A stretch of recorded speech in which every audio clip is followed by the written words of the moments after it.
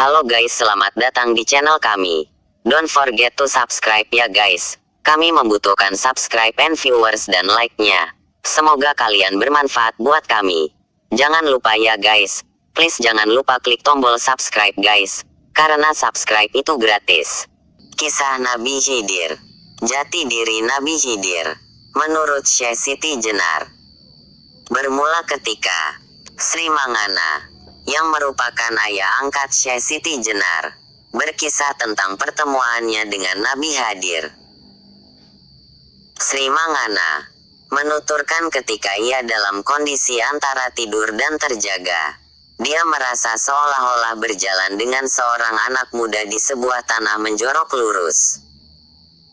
Pada sisi kanan dan kiri tanah tersebut merupakan bentangan lautan luas tanpa tepi. Di tempat aneh itu dia merasa berjumpa dengan Khidir. Syekh Siti Jenar mencoba menafsirkan kejadian yang dialami ayah angkatnya itu. Menurutnya, tanah menjorok dengan lautan di sebelah kanan dan kiri, merupakan perlambang dari alam barzakh. Dan makna kedua lautan adalah lautan makna, bahar al-mana perlambang alam tidak kasat mata, alam al-gaib, dan lautan jisim, bahar al-ajsam perlambang alam kasat mata, alam asih syahadat, sumber, Suluk Abdul Jalil. Kisah Nabi Khidir. Menurut Syekh Siti Jenar, peristiwa yang dialami Nabi Musa bertemu dengan Nabi Khidir, sebagaimana termaktub di dalam Al-Quran, bukanlah peristiwa sejarah seorang manusia bertemu manusia lain. Ia adalah peristiwa perjalanan ruhani yang berlangsung di dalam diri Nabi Musa sendiri. Tempat di mana Nabi Musa berdiri di hadapan Khidir merupakan wilayah perbatasan antara alam kasat mata dan alam tidak kasat mata. Sementara pemuda yang mendampingi Nabi Musa saat mencari Khidir, yang membawa bekal makanan, merupakan perlambang terbukanya pintu alam tidak kasat mata. Hijab gaib yang menyelubungi manusia dari kebenaran sejati tidak akan bisa dibuka tanpa kehendak Dia, Sang Pembuka Al-Fatah. Itu sebabnya, saat Nabi Musa bertemu dengan Khidir, pemuda yang mendampinginya itu tidak disebut-sebut lagi karena ia sejatinya merupakan perlambang keterbukaan hijab gaib. Dan makna bekal makanan yang dibawa sang pemuda adalah perlambang pahala perbuatan baik al-yamal salif, yang hanya berguna untuk bekal menuju ke taman surgawi al-janati. Bagi pencari kebenaran sejati, pahala perbuatan baik itu justru mempertebal gumpalan kabut penutup hati gairi. Andai kata saat itu Nabi Musa memerintahkan si pemuda untuk mencari bekal yang lain, apalagi sampai memburu bekal ikan yang telah masuk ke dalam laut, niscaya Nabi Musa tidak akan bertemu Khidir. Nabi Musa dan si pemuda tentu akan masuk ke lautan jisim alam kasat mata kembali. Dalam pandangan Syekh Siti Jenar, sosok Nabi Khidir adalah mursyid sejati di dalam diri manusia itu sendiri. Masing-masing manusia akan mengalami pengalaman ruhani yang berbeda sesuai pemahamannya dalam menangkap kebenaran demi kebenaran. Sumber, Perjalanan Ruhani Syekh Siti Jenar. Nabi Musa bertemu dengan Khidir di alam tidak kasat mata, yaitu alam yang tidak jelas batas-batasnya. Alam yang tidak bisa dinalar karena segala kekuatan akal. Manusia tidak bisa berijtihad untuk menetapkan hukum yang berlaku di alam gaib. Itu sebabnya, Khidir melarang Nabi Musa bertanya sesuatu dengan akalnya dalam perjalanan tersebut. Dan apa yang disaksikan Nabi Musa terhadap perbuatan yang dilakukan Khidir benar-benar bertentangan dengan hukum dan akal sehat yang berlaku di dunia. Seperti melubangi perahu tanpa alasan, membunuh seorang anak kecil tak bersalah, dan menegakkan tembok runtuh tanpa upah. Araubek, Kisah Nabi Khidir, Buya Hamka. Nabi Khidir. Buya Hamka, Khidir adalah manusia bijak, yang berganti-ganti sepanjang masa.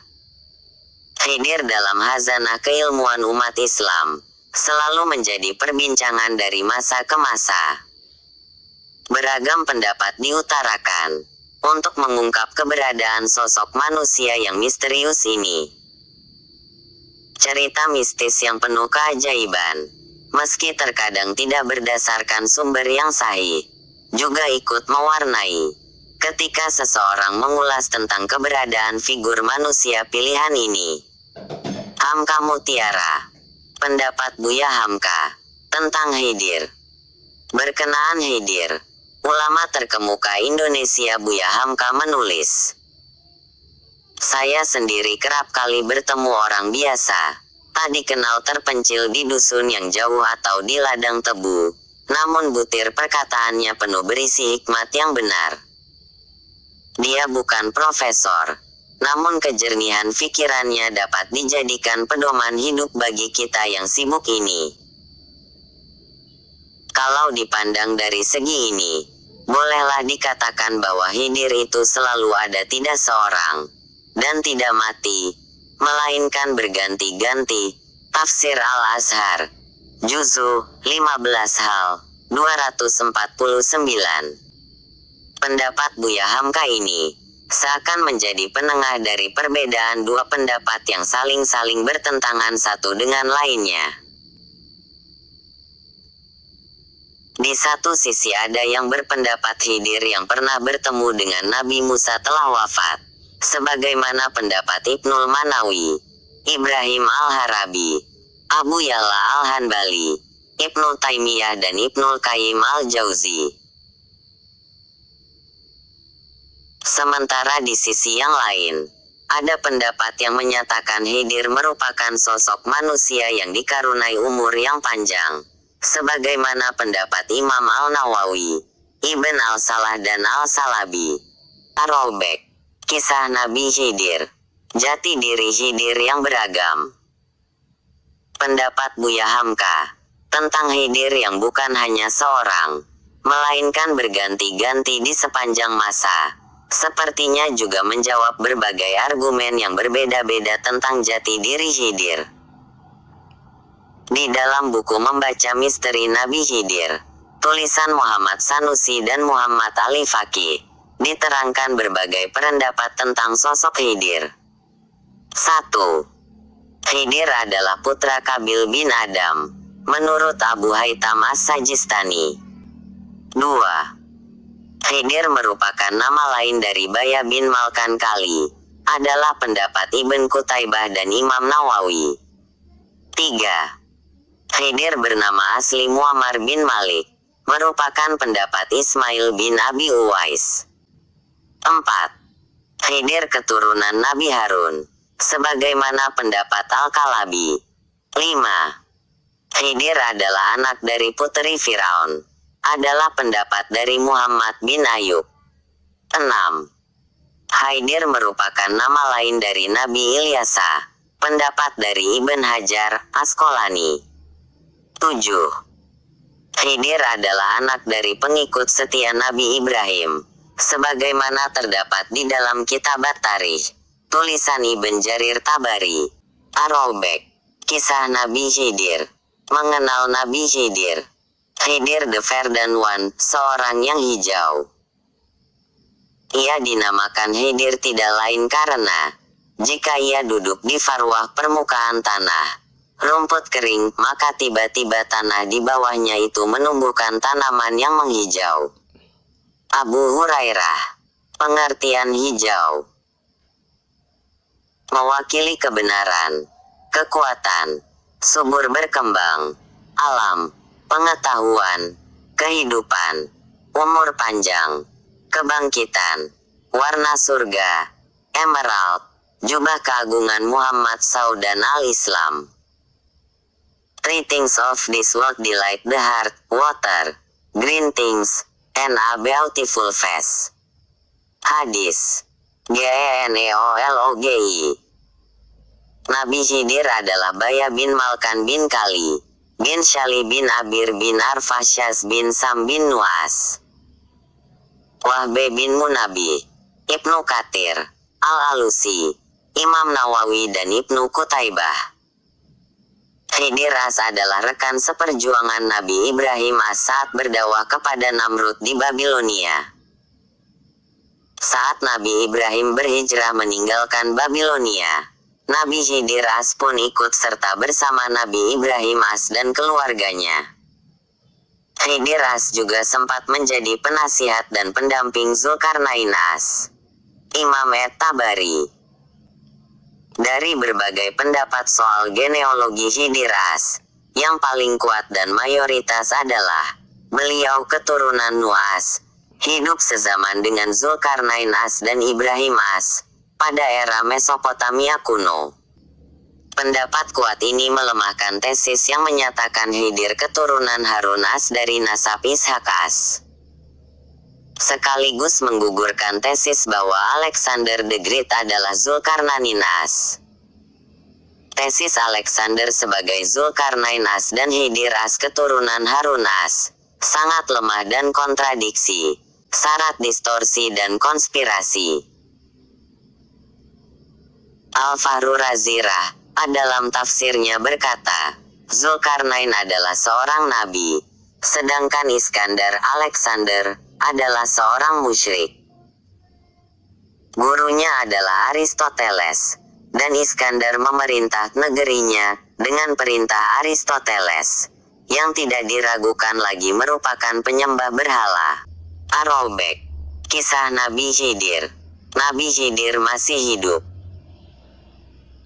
Jumhur ulama berpendapat bahwa dia, Sayyidina Khidir As Hayun Maujudun Baina Asharina, hidup dan wujud di kalangan kita, yakni di masa kita ini, dan pendapat ini telah disepakati oleh para ahlu tasawuf dan ahlus sholah wal marifah, orang-orang ahli kebajikan dan marifah. Cerita-cerita mereka mengenai melihat dan bertemu dengan Baginda dan mengambil pengajaran serta bertanya jawab dengan Baginda, dan kehadiran Baginda di tempat-tempat yang mulia dan tempat-tempat kebajikan adalah terlalu banyak untuk dihitung, dan terlalu masyhur jika ditutup. Imam An-Nawawi dalam Syarah Muslim Juz 15, halaman 135-136. Bab min Fathail Al-Khidir. Dia Khidir As hidup menurut jumhur ulama dan orang-orang soleh, dan orang awam adalah beserta mereka dalam pegangan ini. Beliau mengomentari sebagian ahli hadis yang menyatakan Khidir As telah wafat, adalah suatu pandangan yang ganjil dari sebagian muhadisin yang mengingkari hal ini. Abu Umar bin Soleh, Syarah Muslim Juz 15, halaman 135-136, Bab min Fathail Al-Khidir. Pendapat Khidir As masih hidup beserta jasad dan rohnya telah disepakati oleh mayoritas ulama ahlu sunnah, para wali, ahli marifat, ahli tasawuf, dan orang-orang soleh yang mengikuti pendapat mereka. Hanya sebagian kalangan sensasionis saja yang coba melemahkan ijma ulama tentang masih hidupnya Khidir As. Persoalan ini sama hal dengan perseteruan persepsi antara Mujassimah dan ahlu tasawuf, di mana hujah terkuat dan mayoritas diunggulkan oleh ahlu tasawuf, di mana Allah SWT tidak bertempat lebih masuk akal dibanding Allah SWT bertempat. Terima kasih ya guys sudah mengunjungi channel kami dan menonton sampai akhir video. And don't forget to subscribe. Semoga video ini bermanfaat. Jangan lupa ya guys, please jangan lupa klik tombol subscribe guys, karena subscribe itu gratis. Dan semoga yang sudah subscribe selalu mendapatkan rezeki yang berlimpah.